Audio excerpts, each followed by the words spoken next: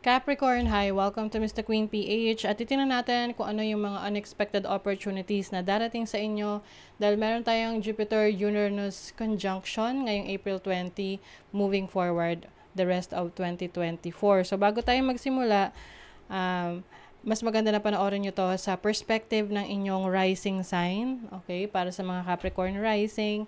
Although pwede rin naman kayo mag-resonate dito sa inyong moon sign or sa inyong sun sign. Pero mas maganda na panoorin nyo to sa rising sign. So kung hindi nyo pa alam kung ano ang inyong rising sign, meron tayong link sa description. Ilalagay nyo lang yung inyong information, birth information, and ika-calculate na ang inyong rising sign. So kung kayo ay Capricorn rising, this reading is for you. Kung hindi naman, hanapin nyo ang reading ninyo dito sa YouTube channel natin. Okay? So, meron tayong Jupiter-Uranus conjunction and this is going to happen in your 5th house. So, ano ba tong conjunction na to? Jupiter is the planet of abundance, good luck, prosperity, expansion, positivity, travel opportunities.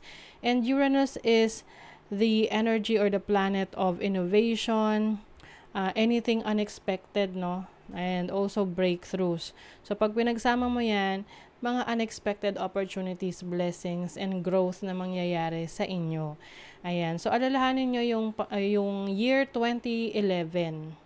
So, kung ano yung mga nangyaring magaganda noong 2011 sa inyo, maaring mangyari ulit yan or sa ibang pamamaraan, yung blessings na yon. Like, for example, sa akin, noong 2011, nagkaroon ako ng unexpected pregnancy and yung wish ko na magkaroon ng baby boy ay nangyari kasi meron na akong 2 girls nung time na yon and I was wanting to have a baby boy. So, yun yung naibigay sa akin. So, unexpected din yon. And then, another thing, unexpected na sasakyan. Meron nagregalo sa akin ng brand new car. Like, literal talagang unexpected. Hindi ko akalain kasi dineliver lang sa bahay yon. Minutes before ko lang nalaman na sasakyan pala yung i-deliver. So, 'di ba? Nakakagulat. But yeah, it is unexpected. And then another thing unexpected happened to me in 2011 was yung renovation ng bahay namin. So, mas napaganda pa yung bahay namin nung time na yon. So, mga ganun, 'di ba? So, maganda yung energy ng Jupiter-Uranus conjunction.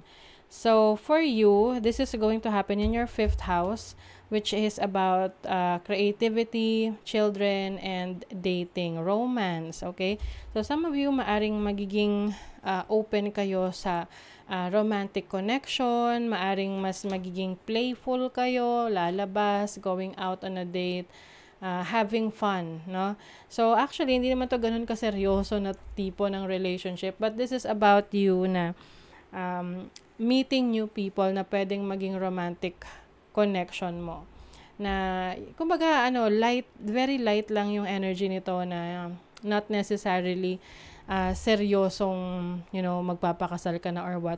So, kung ikaw ay single, there is a big possibility that unexpected magkakaroon ka ng romantic partner. You will go out on a date during this time.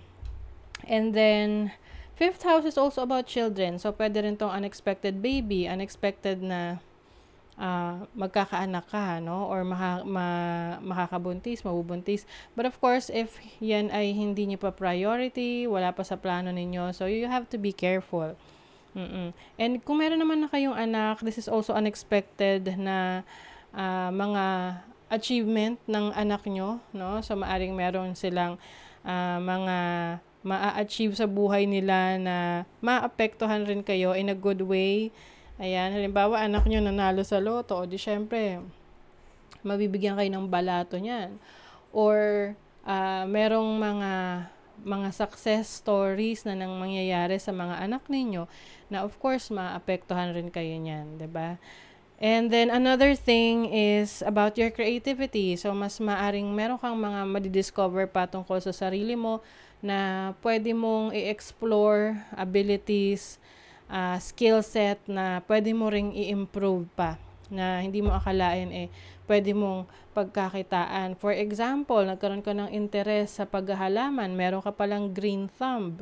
So, nagtry ka na to to sell, yung magbenta ng mga halaman, and hindi mo akalain, no, yan pala yung magbibigay sa'yo ng source of income. 'Di ba? So example, si Aubrey Miles, nung pandemic, sinubukan niyang magbenta ng mga halaman, tapos nakabenta siya ng mga milyon sa pagtitinda lang ng halaman. So, marami kang pwedeng ma-explore about your creative side, lalo na kung ito ay related sa iyong libangan.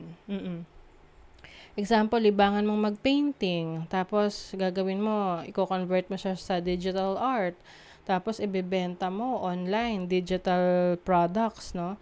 So, you can also earn from that. So, never ending, no? Unlimited opportunities ang pwedeng dumating sa inyo during this time. So, yung iba naman, if you are into social media, content creation, there is also a possibility of success and good luck, no, sa inyo. Kung mahilig kayong mag-create ng contents, and pwede nyo talaga tong maging major source of income, no? Kasi meron ditong focus sa inyong talents and skills na i-recognize talaga kayo. And also, ang Mars is in sextile with Jupiter and Uranus. So, talagang may kinalaman dito yung inyong willpower, yung inyong courage, lakas ng loob. Na kailangan, the more na mas malakas yung loob mo na sumubok ng mga bagong bagay, the more opportunities yung darating sa'yo. So, talagang, yung minamanifest mo, as long as you will take action, makikita mo yung resulta. Okay? Let's see what else. You have the High Priestess. So, this is knowledge, wisdom. Yung iba sa inyo, mas magiging malakas ang inyong psychic abilities na makakatulong sa pagdedesisyon ninyo, na alam nyo kung saan kayo mas mapapabuti, alin yung dapat nyong piliin, ganun. You also have the Two of Pentacles. So, multiple streams of income. Medyo magiging busy kayo, no? Pwedeng may pagsasabayan kayong trabaho, tapos yun namang on the other side is yung hobby ninyo, yung libangan ninyo, gagawin nyo ring business. Halimbawa, meron kayong corporate job, tapos meron kayong baking business, 'di ba? Kung ano man na kasama or related sa mga libangan nyo na naging business nyo na rin. Let's see what else. Ace of Pentacles. Meron kang bagong trabaho, career, or business na sisimulan during this time. And malaki yung potential nito na maging matagumpay, na mas mag-grow. Diba? Ano sabi ko? Merong dating. Ayan, Two of Cups. Some of you, magkakaroon na ng jowa ngayon. Yung mga single dyan na Capricorn rising. You will enter a relationship. You will find someone na kapareho ng interest mo. Kaya nga ito rin yung time na in-encourage ka na lumabas, meet new people, try different things, sumali ka sa mga clubs, or be out in the open, collaborate with people kasi you will meet someone from there, no? Na pareho ang interest mo sa kanya. So, maaring mauwi sa isang romantic connection. Hindi mo inaasahan na bago matapos ang taon, meron ka ng jowa. Diba? Let's see, ano pa. You have the Two of Swords. So, like what I mentioned kanina, when it comes to decision making, magiging mabilis ka na makapag-decide what's best for you dahil sa iyong instinct, malakas na instinct. And this is also an advice sa'yo na kapag napunta ka sa isang sitwasyon na mahirap mag-decide, sundin mo lang kung ano yung sinasabi ng puso mo, ng instinct mo, kasi yun yung, you can never go wrong with that. You have the Seven of Pentacles, you have the Three of Swords, and the Magician. Okay. So, I feel like itong Three of Swords na to, tsaka itong Seven of Pentacles, may mga times kasi na nagiging, kayong mainipin. Yung pagiging mainipin mo, isa yan sa blockages mo in achieving your goals and dreams. Merong mga bagay na kailangan dumaan sa proseso. And yun yung mapagtatagumpayan mo na you will finally realize ano yung humahadlang sa'yo para ma-achieve yung goals mo, which is yung pagiging mainipin. Okay? So, with the Magician here, you're able to manifest your desires. Yung iba sa inyo, pagdating sa expectation sa relationship, I think hindi ka masyadong mag-expect sa relationship para mas ma-surprise ka sa person na makikilala mo or makakadate mo or someone na you are with right now. Okay? So, that is your reading, Capricorn. Thank you so much. Bye!